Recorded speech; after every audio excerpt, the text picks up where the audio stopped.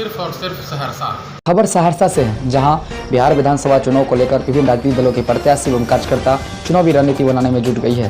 सहरसा जिला में आगामी 7 नवंबर को चुनाव होना है, जिसको लेकर प्रत्याशी एवं कार्यकर्ता अभी से ही रणनीति बना रहे हैं। इसी क्रम में सहरसा विधानसभा सीट से जन अधिकार पार्टी के प्रत्याशी रंजन प्रियदर्शी अपने नया बाजार स्थित आवास पर प्रेस वार्ता करते हुए कहा कि हम सहरसा विधानसभा सीट से जाप पार्टी से चुनाव लड़ रहा हूँ और हम 19 तारीख को नॉमिनेशन देने जा रहा हूँ। चुनाव लड़ने का मेरा मुख्य उद्देश्य है सहरसा का विकास। यहाँ बुनियादी विकास सुविधा का बहुत कमी है, जो बेसिक फैसिलिटीज होनी चाहिए, सड़क, शिक्षा, स्वास्थ्य, रोजगार का, यह अभी विकासहीन है। यदि हमको सहरसा की जनता की सेवा करने का मौका देती है तो हम इन सारी व्यवस्था को ठीक करूंगा। जो अधूरे विकास का कार्य है इनमें तेजी लाऊंगा। और उन्होंने यह भी कहा कि राजनीतिक इतिहास में पहली बार ऐसा कोई नेता है जो प्रतिज्ञा पत्र जनता के सामने रखा है। मेरा नेता पप्पू यादव प्रतिज्ञा पत्र में लिखे सभी विकास कार्यों को करेंगे। हम भी सहरसा के जनता के भरोसा पर खरा उतरने का काम करेंगे। सहरसा संवाददाता अमन कुमार की रिपोर्ट। जन अधिकार पार्टी की तरफ से सहरसा विधानसभा से चुनाव लड़ने जा रहा हूँ। 19 तारीख को हमारा नॉमिनेशन है।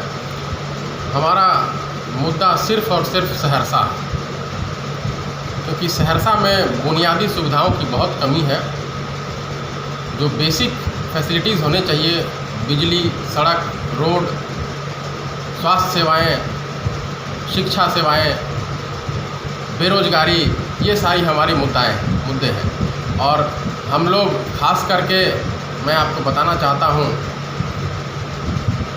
कि अगर मैं ये चुनाव जीतता हूँ तो सबसे पहले हमारी प्राथमिकता होगी कि जितने भी अधूरे पड़े कार्य हैं, रोड हैं, उनको सबसे पहले 6 महीने के अंदर मैं उन कार्यों को पूर्ण करने का काम करवाऊँगा।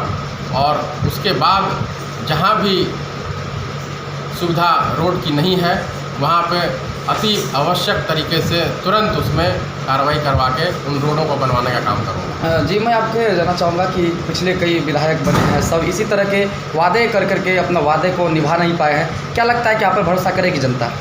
सर देखिए, हमारा प्रतिज्ञा पत्र आया है हमारे माननीय राष्ट्रीय अध्यक्ष पप्पू यादव जी के द्वारा।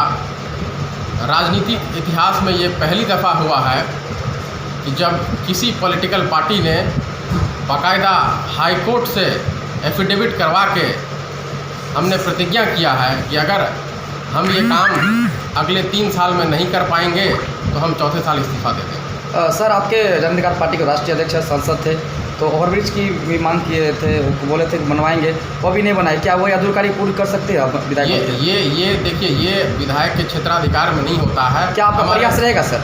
बिल्कुल प्रयास रहेगा हमारा। हमारे नेता ने इससे भी पहले भी प्रयास किया है और माननीय गडकरी साहब आए थे, उन्होंने भी तारीफ़ की थी और उस समय वो उद्घाटन कई चीज़ों का करके गए थे। उस समय में भी उन्होंने बताया कि जब तक आपकी डबल इंजन की सरकार, दोनों का कोऑर्डिनेशन एक साथ नहीं रहेगा तब तक ये ओवरब्रिज बनने बहुत मुश्किल है। क्या लग रहा है कि आप जीतेंगे या कि किस तरह से आप? सर ये तो जनता मालिक है, मैं कैसे बता सकता हूँ। मैं तो अपना कर्म कर रहा हूँ। क्या कितना भरोसा है आपको जनता पर? मुझे जनता पे पूर्ण विश्वास है। मैं अपना काम कर रहा हूँ, मैं क्षेत्र में भ्रमण कर रहा हूँ और जनता का पूरा सहयोग मुझे मिल रहा है। लोग परिवर्तन की ओर देख रहे हैं, परिवर्तन चाह रहे हैं और मैं एक विकल्प बन के आया हूँ, परिवर्तन का विकल्प, विकास का विकल्प बन के लोगों के बीच। और अवश्य जनता मुझ पर भरोसा करेगी।